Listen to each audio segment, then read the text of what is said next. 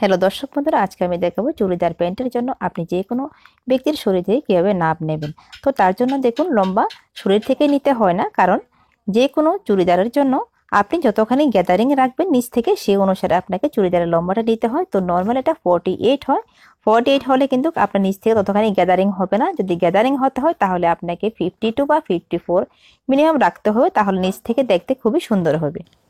তো এরপর দেখুন, কোমরের মেজারমেন্ট এভাবে নেবেন।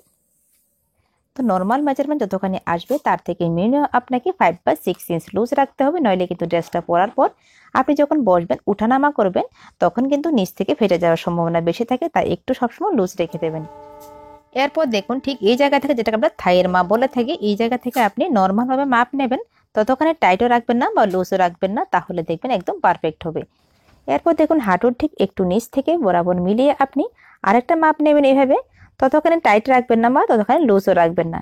এরপর দেখুন, ঠিক নিচ থেকে পায়ের পাতার একটু উপর থেকে আরেকটা মাপ নিয়ে নেবেন, সেম ভাবে লুজ এবং টাইট যাতে কোনোটাই না হয়, নর্মাল যাতে থাকে। এরপর হিপের জন্য যতখানি আপনার কোমর থাকবে ওটাকে আপনি 3 দিয়ে ভাগ করবেন। 3 দিয়ে ভাগ করার পর যতখানি আসবে এর সঙ্গে আপনাকে আরো সেলাইয়ের জন্য উপরে ফোল্ড করার জন্য আরো 2 ইঞ্চ অ্যাড করতে হবে। আর যদি আপনার হাইট খুব বেশি হয়ে থাকে তাহলে আপনি 4 ইঞ্চ অ্যাড করে নেবেন। আশা করি বুঝতে পেরেছেন। যদি না বুঝতে পারেন আপনি আমাকে কমেন্টে জানাবেন।